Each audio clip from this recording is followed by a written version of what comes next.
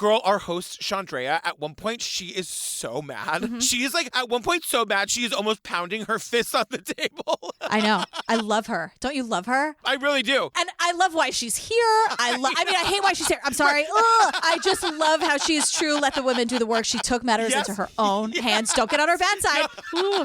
Don't do it. Don't do it. Don't do it.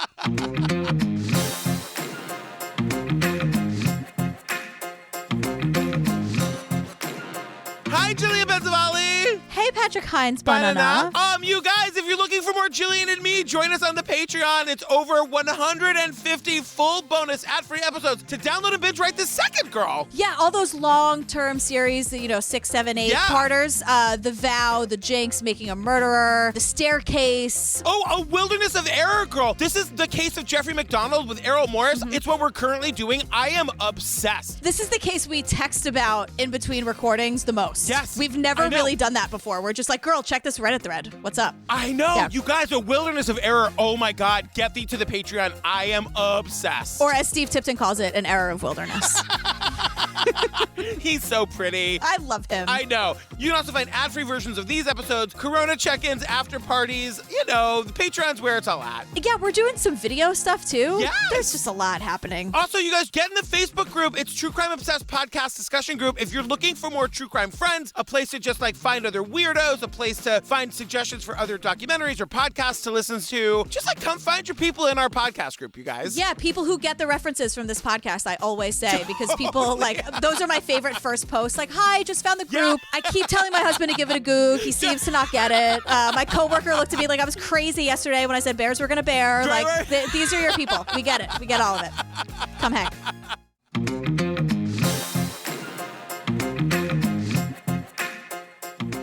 All right, girl, what are we talking about today? The disappearance of Phoenix Coldon. So it's a two-parter. So this is episode 1, and it's called Who Is She? Yeah, so this is what we do sometimes, you guys. Episode 1 is available right now on the regular feed. Episode 2 is available right now at the $5 level, ad-free on the Patreon feed, and it's going to be next week's regular episode. So when you get to the end of this episode and you just have to know what's happening, you can find the next episode on the Patreon feed. Right, and I feel like you're going to want to know. I am transfixed by this case. This case is really bananas, you guys. We meet a lot of characters. It doesn't veer into that oxygen stuff we don't like. It stays pretty close to really trying to figure out what the F happened here. Yeah, we do talk to an audio expert, but they're okay. I give them a pass. And we don't have fake bullshit experts. We talk to the people in Phoenix's life, which to me are the biggest experts on Phoenix. Is let's just talk to the people who knew her. Phoenix was kind-hearted. She's young, she's black, she's beautiful, with a bright future ahead. I saw her back out of the driveway, and she never returned. I never knew there were so many tears in my body. The news media wouldn't give us the time of day. They missed that crucial first 48 hours. If Phoenix had looked like Natalie Holloway, though, we would not have had this problem. There's never been a body found. What happened the last month of her life? It's somebody coming to get me. I'm who coming to get you? Maybe her life ended that day. From an investigator standpoint, it doesn't look good. Who's ever calling, she doesn't want her parents to know. Talk about secrets. Well, if we do find her, what are we going to find? I looked up, and that's when I saw Phoenix. Someone knows where she is and what happened to her. All right, girl. So it opens with Phoenix's parents. I'm going to say right from the start, I have complicated feelings about the parents. Girl, me too. But they are also grieving parents. Or we don't know. We really don't know where she is. So Goldia, the mom, is sort of just saying that But after my daughter went missing, I felt helpless. Most of the time I felt like screaming, desperate to do something, but I don't know what to do. I don't feel like I have too much purpose anymore. I lay in bed and sometimes I just don't want to go on.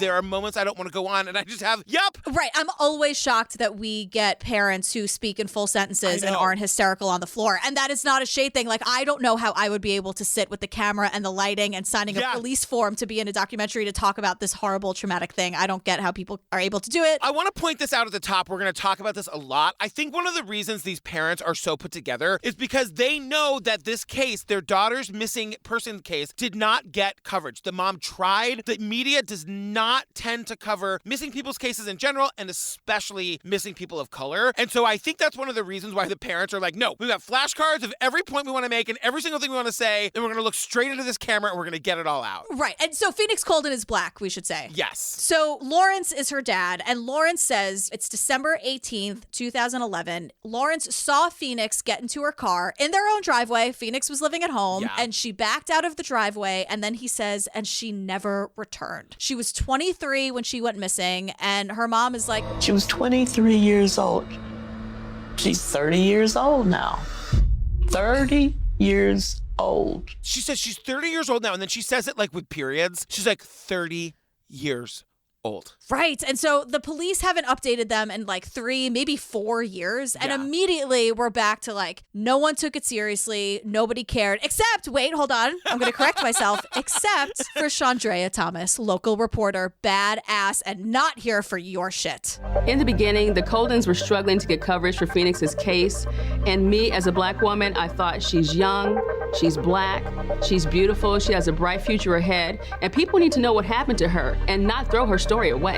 You guys do not get on Chandrea's list. I'm aware of a handful of lists. I know about Jillian Pensavali's list. Look, I don't want to be on her list. Are you kidding me? The threat of being on her list. Like, she is this woman. She is incredible. She's so smart. She's so cool. She is so determined. She gets shit done. We see like footage of her from back in the day when this story was first breaking. She's like, I knew that I had to fight to get that story on the air. It's up to us as journalists to bring up stories about people of color in those news meetings and explain to people exactly why it's important to cover those stories. And I take that responsibility seriously, and I kept pushing Phoenix's story until they agreed to cover it. Chandrea is also black. And so like she is saying, as a black person who works in media, I understand that these are the cases that don't get covered. But you know, you can just picture Chandrea in these like news fucking pitch meetings. Right. Where it's like time and time and time again. And one week her news director was like, fine, Chandrea, fine, girl. Yeah, if you'll shut up and like be quiet, like, the worst. But so now Chandrea is working with Joe Delia. So Joe Delia is a retired deputy chief of police of St. Louis. So Joe and Chandrea, they go to the Coldons' home to learn more about Phoenix. And other than she had a wonderful sense of humor and she loved music and she loved playing piano, we learn some important things here. I homeschooled Phoenix from 6th grade on. Phoenix started college in 2007, and she moved back home in May of 2011. Okay.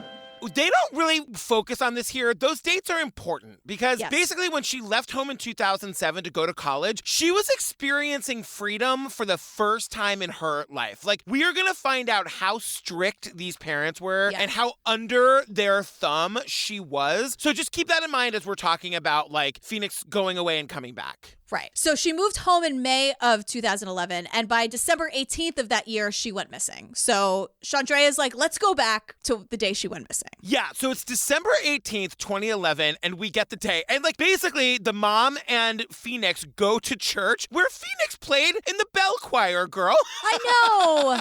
I feel like that's a thing they only bring out at Christmas time. No, not at Phoenix's church, girl. Well, it was December 18th, sweetheart. Okay.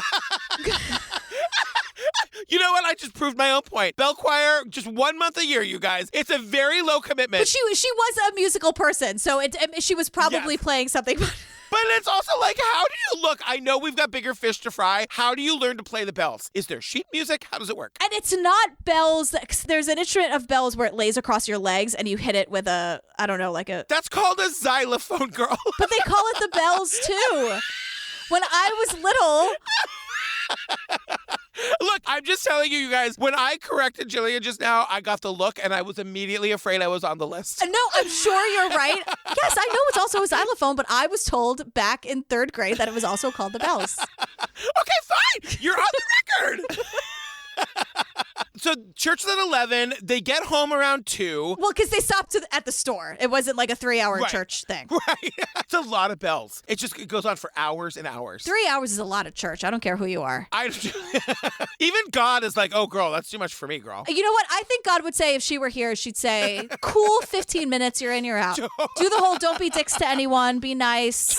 consent is a thing, and go home. Yeah, have that sip of wine and get out of there. And get out of here. So 2 p.m. they're home, and then at 3 o'clock, 3:05 is when the dad sees her drive off. But the thing is, it's like the way they describe it is that Phoenix walked right by them, walked out of the house, into the car, and never came back. About 3 p.m., she comes into the family room, and she walks past me. She goes out the front door. She got in her vehicle when I saw her back out of the driveway, and she drove off.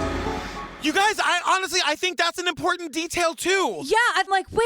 Even in my notes, I'm like, it sounds like she didn't even say goodbye. And the dad says she walked right past me. Can I just say, look, we're going to get into a lot of like, was she sex trafficked? I'm telling you right now, I'm going to lay my cards on the table. I think there's a very strong possibility Phoenix walked out of her life. I agree. And I'll tell you, you guys, on Obsessed with Disappeared, that's all we cover is missing people cases. It is very, very, very hard to do that. And it is very rare. I think there's a real possibility that that's what Phoenix did. Yes, we did. We cover this with like Maura Murray, and you're right. It's very hard to just pick up and change your identity or just vanish into thin air. It's very hard to do. Yes. However, sometimes the circumstances of your daily life require you to just fucking try. Girl, I agree. So, yeah.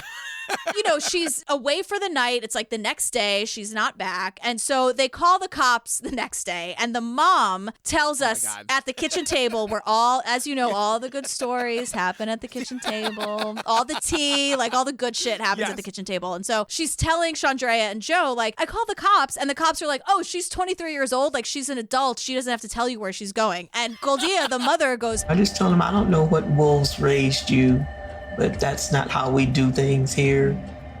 She's not home when she's supposed to be, and I haven't heard from her. She's missing. I expect you to make a missing persons report. I don't know what wolves raised you, but that's not how we do things here. That's how you do it, Goldia. So the cops are like, okay, fine. Like, the mother is like up in arms again. Let's run the license plate. Nothing shows up. And so the cops are useless at this point. Yeah. So this is when we find out that the car was in a tow yard in East St. Louis, and that Phoenix's car was actually found and impounded 3 hours after she left home. So when the cops is running these plates, you would think, well, then why didn't the car come up? We don't get this next detail until later. I'm going to tell you right now. They are dealing with 2 different states. They live in Missouri, and the car was found in East St. Louis, Illinois. It's one of those things where, like, the states are really close to each other, and you just sort of come and go from each. So when they impounded this car, it was in another state, and that's why the cops missed it. And it took 2 fucking weeks for them to figure out that Phoenix's car was in this lot in East St. Louis. So let's talk about how the car was found. At this point, here's what we learn. Right now, at this point, I'm going to say that again. At this point, here's what we know. Yeah. The car is found in a traffic lane with the keys in the ignition. The driver's door was open, and she was in East St. Louis. And the car was running. The car was on. Yeah, the keys in the ignition. I know that. Yeah. I don't drive, but I know what that means. You can have the keys in the ignition without the car being on. So I'm just saying the car was on. Oh, see? Learn something new every day. And it's called a xylophone. Which I know you're right about. I will not argue with you on this. I know you're right. I'm just saying, someone told me one time, I was just telling a story from my childhood. God, get crucified around here.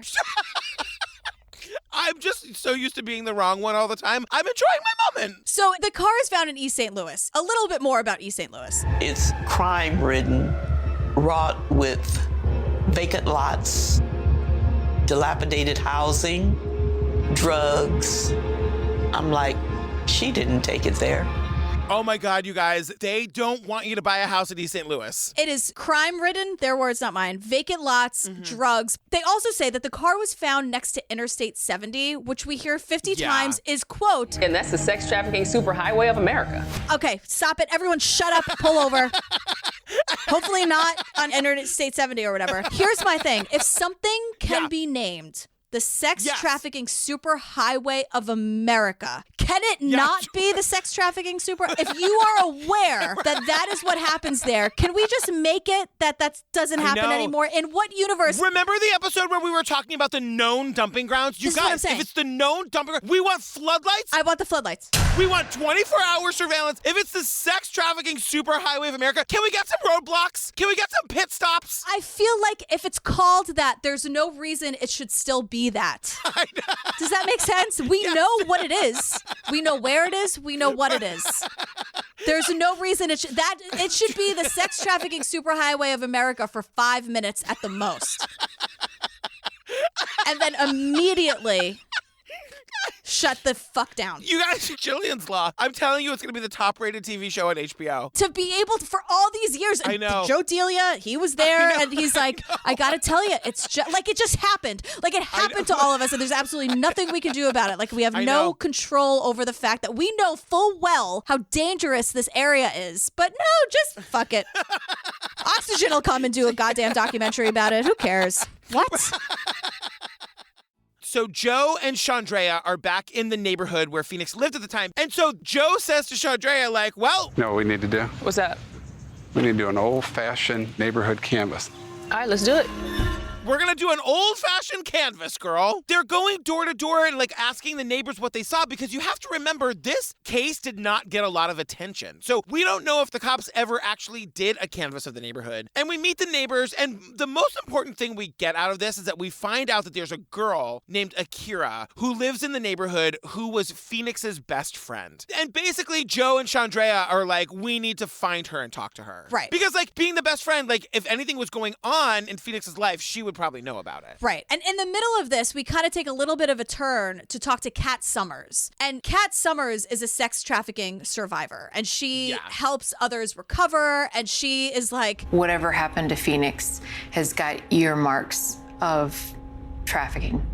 Her car was found, keys in the ignition, door was ajar. Her shoes were in the car, and the highway that goes right beside that area in East St. Louis is known as a trafficking highway. I gotta tell you, she's been talking to these people for 2 seconds. She's like, it really looks like sex trafficking to me. My question is, I need to know more about Kat. Like, Kat herself was sex trafficked. Girl, how did that happen to you? Like, literally, how did that happen to you? Because Kat tells us that, like, the sex trafficking industry in this country is a $32 billion industry. And she said that was 2012. Like, what is it now, you know? And East St. Louis is on the top 10 list of places. So East St. Louis is like a hub, as we learned, the superhighway or whatever for this place. Yeah. And so the thing that I really appreciate that they do here is that Kat is telling us like all of these misconceptions. I think the biggest misconception is that it is only the poor, the uneducated, that it only happens out of the United States. There are no lines. She's like, sometimes they just literally throw you into the back of a van. But that's why I'm saying I want more information from Kat, because she's saying, like, the way that we have heard that Phoenix's car was found, the car was running, it was in a traffic lane, right? Like, her shit was all still there, her purse, her cell phone. And Kat is saying, like, it seems like somebody came over to talk to her, somehow was able to, like, get her out of her car for, like, a split second. Right. And then, like, 2 men threw her in the back of a car. And I'm like, I have so many questions about this. I know. Can we go fencing real quick? I'm sorry. I need to get my mind off this. Okay, so Chandrea says to us, So we need to find out more about Phoenix, and we know she's a talented fencer. So we reached out to some of her fencing friends. like, this is where it goes off the rails. They are going to learn more about Phoenix by going to the fencing gym. If you guys don't know what fencing is, remember when you saw, like, Shakespeare in Love where they're doing the sword fighting? That's fencing, you guys. Where you're wearing that, like, full, like, jumpsuit with the mesh mask. Yeah, it's the Madonna Die Another Day video. That's fencing. That's exactly it. I mean, I don't know why any of this is relevant, but Chandrea thinks it is, so here we go. The main event for me here is Brad. Brad girl, look, we say this a lot, but Brad girl, where are you? Slide into those DMs. Brad is one of her fencing friends, and Chandrea and Joe are sitting down with him because they want to know what she was like. And Chandrea says, and I quote, I'm wondering what the fencing crowd was like. And Brad is like, I have 3 words for you, girl. Dungeons and Dragons. How do I put this? So Sam and I still play Dungeons and Dragons. Okay. You know, to kind of throw us in that category. So fencing attracts that crowd, but a lot of it was just, you know, we were pretty intense about it, you know. Chandrea goes, oh. Like, when somebody tells you that they're really into Dungeons and Dragons, that really tells you everything you need to know. Am I wrong? Right, but it also means that they're, like, determined and organized and, like, have a great imagination. Like, yes. I am not going to be one of those people who, like, shits on this. I think that shit is cool. Do what you want to do. I don't know how to play it. I tried to play Dungeons & Dragons one time when I was like in middle school because I thought, oh, it's like fun and like imagination-y. No, girl. It is real nerdy, girl. It's real nerdy. It's like a lot of work and you have to make a character. And like if I had the attention span, I think I would be super into it. But like I've never played it, but I know that there's like a dungeon master and like they tell what the story is. I don't understand it. But the point is, if you love Dungeons & Dragons, do it up. Look, you and I are not, I'm never going to get you on my side with this. I think Dungeons & Dragons is really out there. I think there are more out there things. Okay. I love the idea of knowing that you would be really into it if you had the time. It's one of those things where I think it's like, it's so harmless. Just let them have it. Like, who cares? I know. I'm being a dick about it. When Brad tells us this, he takes a deep breath like, oh, I have to tell this pretty girl that I'm into Dungeons & Dragons. And the thing is, Brad, like, for all of the people who are like, oh, like, who have the stereotype about what, like, D&D people are, Brad, like, kind of shatters that. That's true. Brad's, like, super hot, for sure. He's, like, a cute, good-looking, like, quote-unquote normal-looking guy. And he's like, oh, my God, Chandrea, I have to tell you something. We did D&D. Oh. It's just a thing I don't understand. Right. So, like, that's it. Like, Brad is literally here to admit to this hot girl that he plays Dungeons & Dragons, and then we never talk about this again. So now Chandrea and Joe are going to talk to Officer Kendall Perry, right? He was the first one to respond to the scene of Phoenix's car when it was found in East St. Louis. Right. So he found the car. He did all the checks. It wasn't stolen. So he starts, like, towing the car. Excuse me. First of all, Officer Kendall really loves his cop words. He says, I ran the plates to make sure it wasn't stolen. Once I confirmed that, I began my towing process of the vehicle. I then began my towing process of the vehicle. Ken, it's just us here. You know, it's like, I get it. They can't like get out of that speak because like, what if they have one 5-minute conversation with someone who's not a cop and then they go back to the office and say like, oh, I picked up the car. Like it's all going to be fine. Like just like talk to me like I'm a normal person. So Officer Perry is saying like, look, it looked to me that someone just like ran out of gas. Like it just looked like they left the car and walked away. So this was throwing me off because I'm like, what are you talking about ran out of gas? A, you could just look at the gas gauge, and B, the car was on and running. I watched this so many times, and this was a lesson to me, like, just let the scene play through before you freak out, because I was like, wait, what am I missing? What is going on? I could have saved myself a lot of time. Before we got to this, we were told a million times the car was on, the key was in the ignition. The door was open, like, it looked like she was yanked out of this car. Oh, God, that is so fucking terrifying. And so he's like, to Chandrea and Joe, he's like, girls, like, nothing really out of the ordinary happened. Right. There was no purse there. There were no keys there. Like, everything that Chandrea had heard and been reporting about for all of these years turns out to not be accurate. So as far as like the condition of the car, so the engine was running. No, the engine wasn't running. So the engine wasn't running? No. You're saying this car was just sitting there like it was delivered to that spot? There was nothing to raise a red flag like that. The doors were closed, the lights were off, the car was just sitting here parked. There was no indication of a carjacking or a struggle or anything violent. It was just an ordinary abandoned vehicle. Chandrea and me are all like, what? Right, because she fought so hard to get this on the air. She fought so hard to get the story out there, and she feels like she's been cheated, but I'm like, but then where did the story come from? And that's where we are now. Right. Joe and Chandrea go to the Coldons' home again, and they ask them about the state of the car. I just have at the top of the section, Chandrea is mad. She is really mad. Because they're like, they just spoke to Kendall, and they're like right back at the kitchen table, and Chandrea is trying to not be mad because I'm sure there must be a reasonable explanation for this. So they're asking Phoenix's parents, okay, who told you that the car was found with the keys in the ignition and the car running and the door open and all this stuff? And they don't know. Where did that come from? I'm not sure. Okay. I'm not sure where it came from. Do you know when the first you heard that and who you heard it from? I can't remember. I know it was, I don't know. It didn't come from us. This is baffling to me. So, like, the mom is literally like, oh, well, actually, now that you're asking me, I don't know. At one point, she's like, well, it didn't come from us, but I don't remember who told us that. And I'm like, wait a second. But, like, Chandrea wants to pound the table. Like, she's like, I'm sorry. This is killing me. Yeah, I mean, I want to take a couple steps back really quick because as a reporter, man, this is killing me. When I interviewed you about, when we did the first story, It was my understanding that that was a condition of the car. She is mad that she's now thinking that she's been reporting false information. Chandrea, you are responsible. You cannot just take what the grieving parents tell you and report it as fact. If you got on the air and reported that information as fact, that is on you. I'm sorry. Well, I hope she did at least the annoying reporter thing where it's like, allegedly, or according to the parents. It's very odd, and it's like, it's also just sort of goes back to the fact that this case was never investigated. It never got proper attention, and like mistakes like this get made when that happens. You're absolutely right, because now we're looking through what Phoenix had in her car. Yeah. And because her parents have it all. And the parents like just tell Chandrea and Joe about this like now in the second interview. And Chandrea's like, wait, what? You have the stuff that was found in her car. That's what was in the car.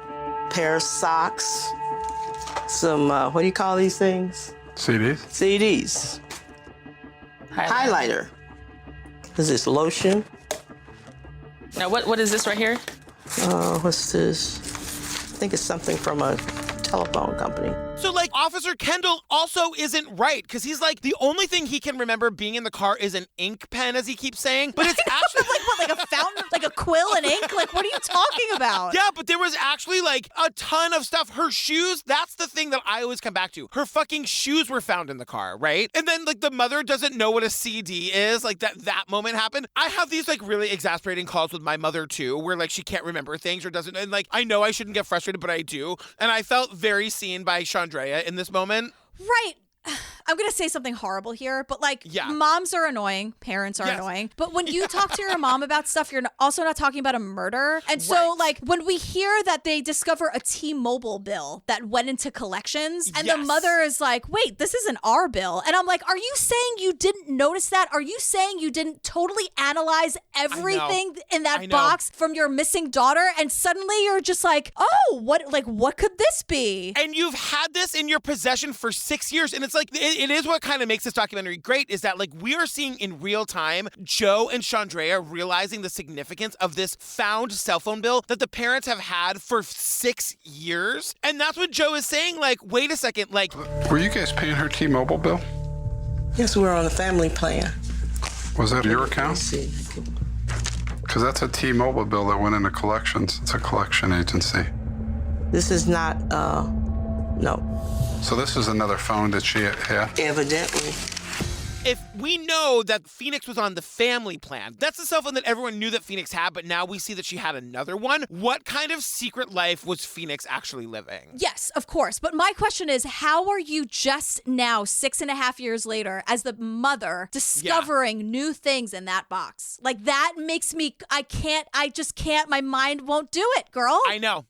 Well, let's go to Tim Baker. Oh my God, Tim Baker! You guys, I'm sorry. I gotta tell you, I'm not gonna be the only gay in this episode. Come on, Timmy, get over here, girl. I met Phoenix in, I think it was 2001. It's when I was in 5th grade. Then we lived in the same neighborhood. In the Spanish Lake neighborhood? Yep. Every day after school, we would hang out with each other. So here's the thing. Phoenix was homeschooled, but there were a lot of kids her age in the community. So like all of her friends were like going to school and she was homeschooled. So Phoenix and Tim hung out every single day. And Phoenix was, as Tim describes, his backbone. He didn't have a lot of friends. Then in high school, I came out, and so I didn't really have too many friends, and she was my backbone. You know, I could hang out with her and always have some type of relief, you know, that someone accepts me and loves me for who I am. Phoenix was totally there for him, and he's so cute, and he's so sweet. Yeah. But, like, you know, we think it's just going to be a sweet thing with this queen telling us about, like, what a good friend she was. You guys, Tim Baker is about to drop some serious bombs on us. And I feel like even Tim doesn't know how big these bombs are. Right, because Tim is confirming she did have 2 phones. He's like, she would call me from both. I knew she didn't want the mom to know about the phones. And then we find out why she had those phones is back then you would get a bill that shows all of your different phone contacts that you would have called. And so obviously it would be her calling Michael. And so since she didn't want her mother to know, I would assume that's why she got the second cell phone.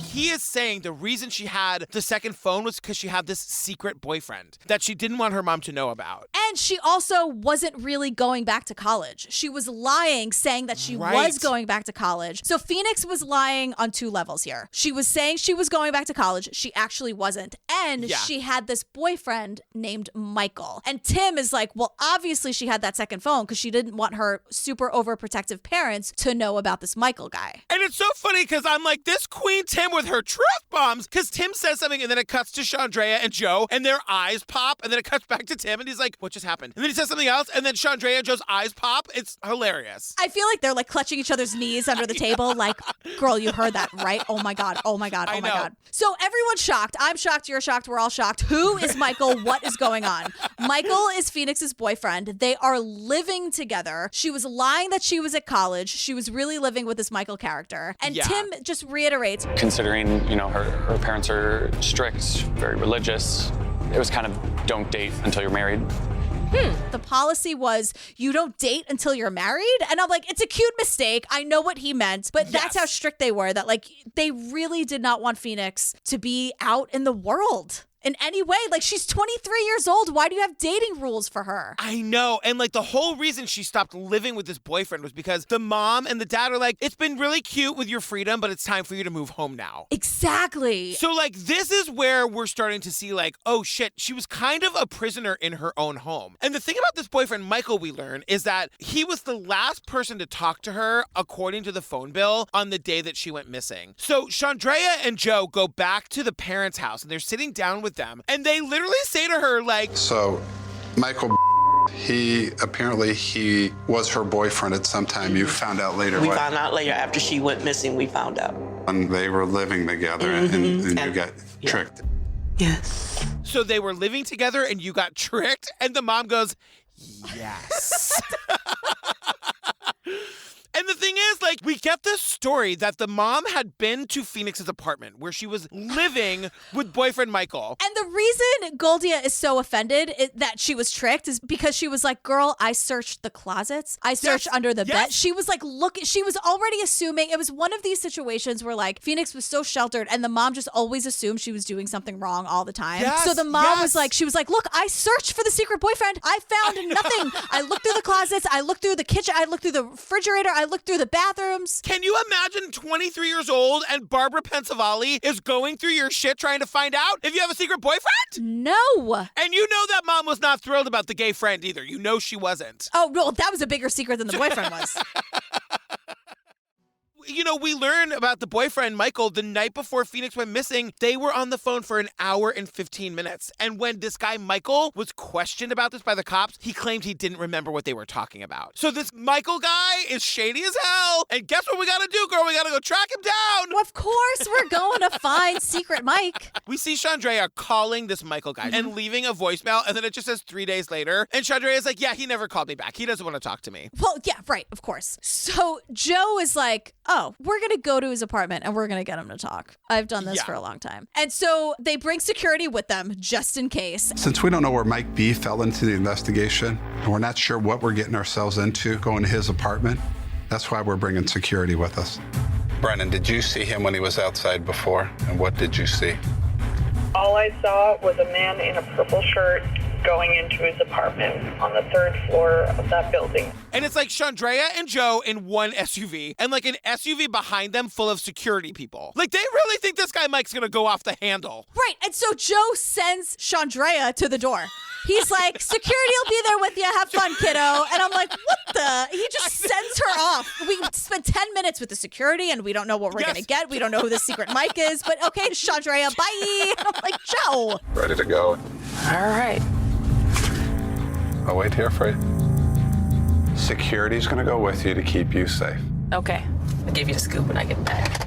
Chandrea is like kind of like she signed the oxygen contract. She's got to go. We see her walking up the steps to this guy's apartment, flanked by security people. It's not subtle. It's not subtle. No, I was just going to say it makes sense to us because we decided to watch a documentary about this. But imagine you're like either the guy in the apartment or like the neighbors and you're like, who is this gorgeous woman and this like team of security people and they're all mic'd up with a camera crew. And we also see it from afar because our view is from like Joe's passenger seat. But like, Yeah, imagine you can like sort of hear him like eating the tuna sandwich while he's totally with the chips.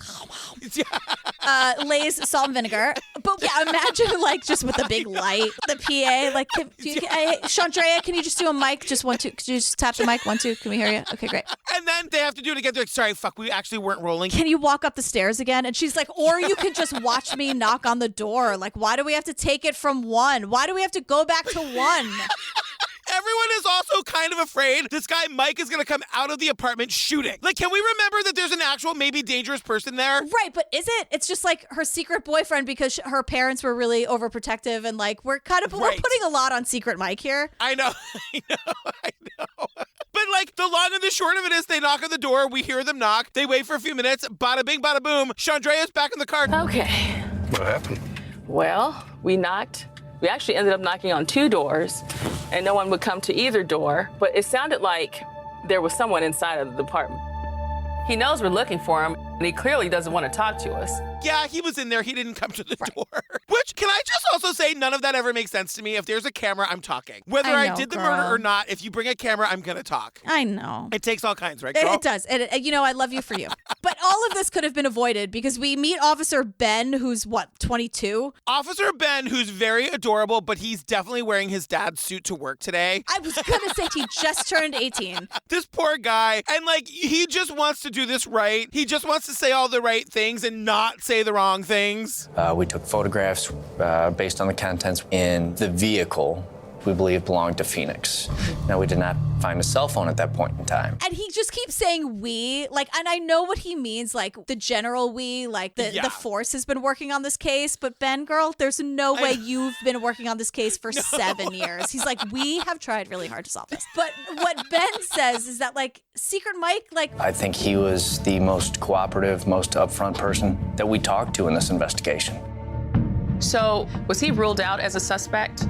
I can say with 100% confidence that he in no way, shape, or form had anything nefarious to do with Phoenix's disappearance. Joe, Chandrea, you couldn't just go to them first? I know, because Ben's like, not only that, he was actually really super helpful. Yeah, he had nothing to do with it whatsoever. I can't believe you just harassed this person, and good on him for not answering the fucking door. Good for him. I know. Yeah, and like hot little young cop Ben says, like... At this point in time, we do not have enough information to proceed down one avenue or another. Human trafficking, still on the table. Abduction, still on the table.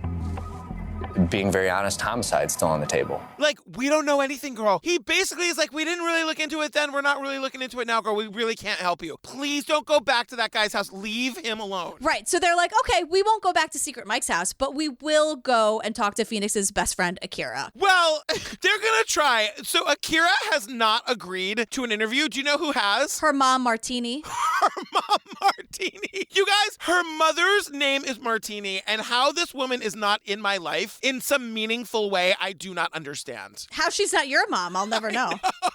Like, that's really her name. Like, she spells it not Martini, she just pronounces it Martini. Right. Her name is still Martini, though. I have news for you. It's still her name. Her name is still Martini. You know that I want to talk about this for 45 minutes. Like, her name is Martini. How am I not making a podcast with her? I know. She's awesome. And she is Akira's mom. So Chandrea and Joe show up to the house because they've been trying to talk to Akira. And, like, Akira has not wanted to talk to them. And this is another person who was close to Phoenix who doesn't want to talk. And it makes you sort of be like, what are they hiding? And then you see Akira, and it is just clear from like the second we lay eyes on her that she's just a wreck over this. Right. She doesn't not want to talk because she's hiding something. She just is like a complete emotional wreck over the fact that her friend is gone. She doesn't want to talk because it's hard for her to talk about it. Exactly. It's that simple, right? Yeah, but Martini is me, because Martini does want to talk. Hello. Come on. Hi, how are you? Now nice to meet you. Hi, Martini. My name's Joe. You're more than welcome to sit down. This is Akira. Yeah. She's not ready yet. It's rough. And if she is, it's only going to be so much. And she's like all too happy to have the camera crew in the house. And then Akira's right there, but like isn't going to talk. But then she decides she's going to because her mom is me and is like, girl, just talk. Just talk, girl. Girl, you're like such a stage mom about it, girl. We have to have a conversation about this off air. So here's the thing about Akira. Like, she reiterates again that there were all these kids in the neighborhood and Phoenix was the only one who was homeschooled. So everyone went to like school and they all hung out at 3:00, like Phoenix and everyone else after school. But here's the thing. They only could hang out with Phoenix on her front porch. So the only time we'll see her is 3:00 by the time we get out of school. Okay. Basically, when we came to go talk to Phoenix or whatever like that, we just sat on the front porch and talked. She couldn't leave the stoop, like. Couldn't even come down. We're like literally 4 houses down. Her mom was like a strict. Yeah, she was, to me, it's like, overprotective. She was not allowed to leave her front porch. Even in that setup where she couldn't fucking go out and enjoy the beautiful day with her friends, the mom is still like glaring out the window and like scowling. She does not want her having any friends. She doesn't want her having any fun, any friends, or being a kid. And the thing that makes me so sad about it is like Phoenix was still friends with everybody in the neighborhood. So like if everyone was going to prom and Phoenix couldn't go, like she couldn't leave her porch. Yeah, it's easy for me to get really mad at this mom. It reminds me of like the witch in Into the Woods who you think is the villain the whole time. You know, because she's got Rapunzel, her daughter, up in the tower and like is holding her there and you think that she's evil. But it turns out that she's just trying to protect her from the world. And that is what the mom is trying to do, I think, but it's so fucking misguided. Right, and here's what happens too. I'm not saying this happened with Phoenix necessarily, but like when you shelter your kids so much and then they go to college, they go fucking crazy at college. And remember, like in 2007, she left and was free for the first time. 3 years later, the mom is like, no, time to come home, girl. That freedom was too much. And that's when she vanishes. Right. And also in between, like those years during college, like they were fighting more and more. And she got like a taste of life outside the front porch. And, you know, they just were clashing more. So Akira is back. When it got to like the 6 months before she disappeared, did you notice any change? I don't know what was going on with her at that time. She felt like people were following her.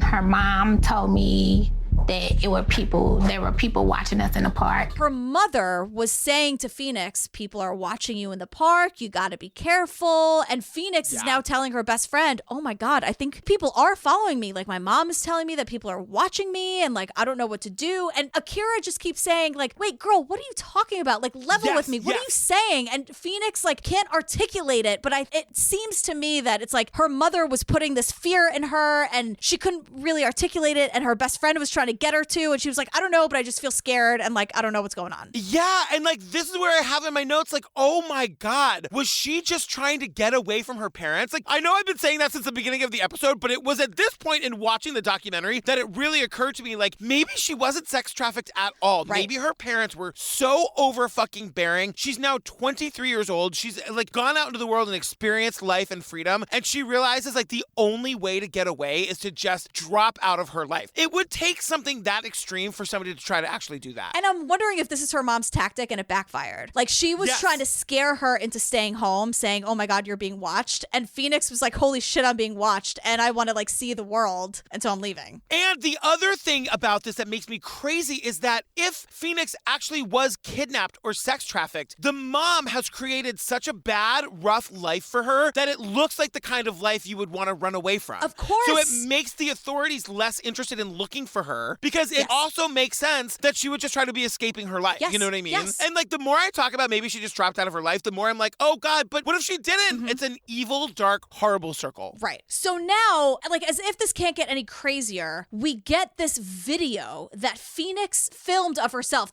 Joe keeps calling it a selfie video. And I guess honestly, to be fair, that's what I would call it too.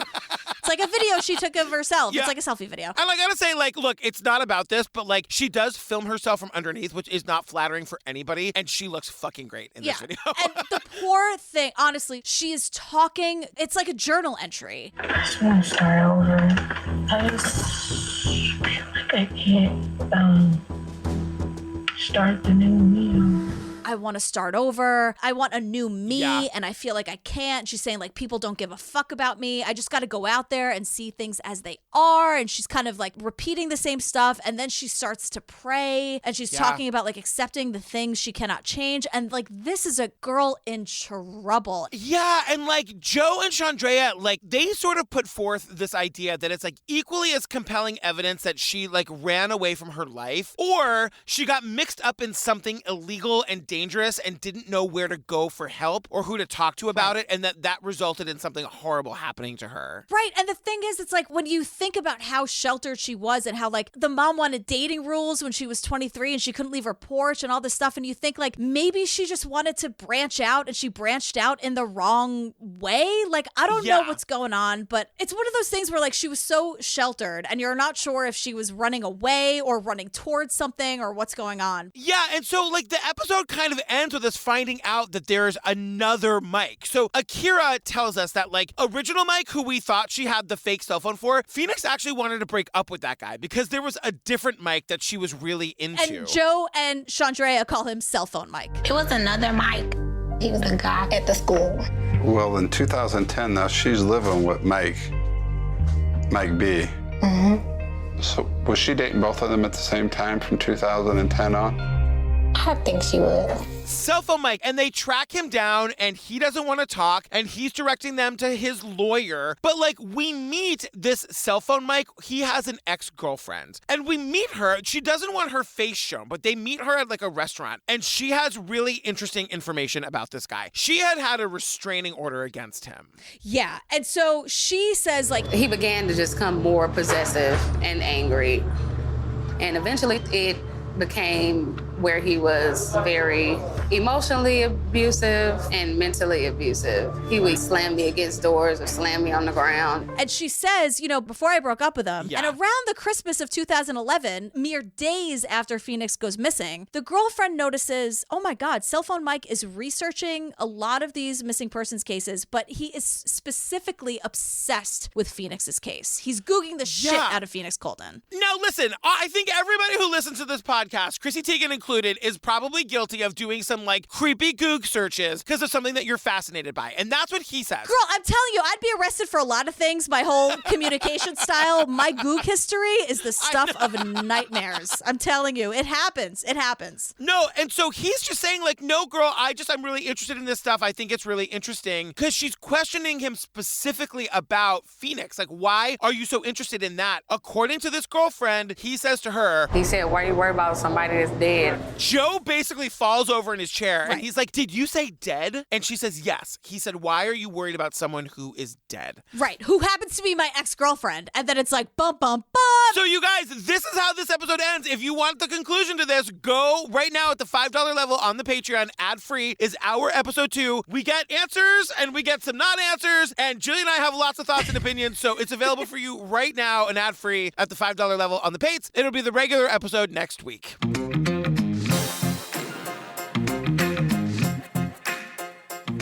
Girl, there's no coming up next because this is coming up next. Yeah, but there's a lot coming up next. It's weird when that happens. There's no coming up next, but there's a lot coming up next. Yeah, you guys follow us on Instagram. It's at True Crime Obsessed Podcast. You can follow me at Patrick Hines _ on the Instagram or at Patrick Hines on Twitter. Yeah, and I'm Jillian with a G on all those things. And we are at truecrimeobsessed.com. You get your episodes, a calendar of what's coming up next, all the merch, all the fun stuff. Yeah, so stay tuned for the really ridiculous and hilarious outtakes from this episode. And we will see you next week for the conclusion of the disappearance of Phoenix Coldon. It's actually like a gripping conclusion. Like I really have a lot of opinions here. I know. I've been Googling for Jesus Girl, as I do. Look, Reddit takes a lot of time. I know. All right, we love you guys. Bye, we love you. Bye. Like Taylor Swift says, no body, no crime. Taylor, I know you're listening. She's absolutely right. She and Chrissy Teigen both just like clinked their glasses. It's Taylor and the chicks listening via FaceTime. Are you kidding me? Also, like, I think his name is beautiful, but I can't imagine growing up as a boy with the name Kendall was easy for him. I never considered Kendall, like, that Kendall had a gender. Kendall just sounds like such a girl's name to me. Why? Because of Jenner? No, I've just never met a boy Kendall before. I don't think I've met any Kendall before. I've never seen a Buick, and I've never met a Kendall. Like, it looked like she was yanked out of this car. Exactly. And so... You can't say the word yanked. She was yanked out of the car. I know. I don't know why you said yanked. And that felt very silly to me.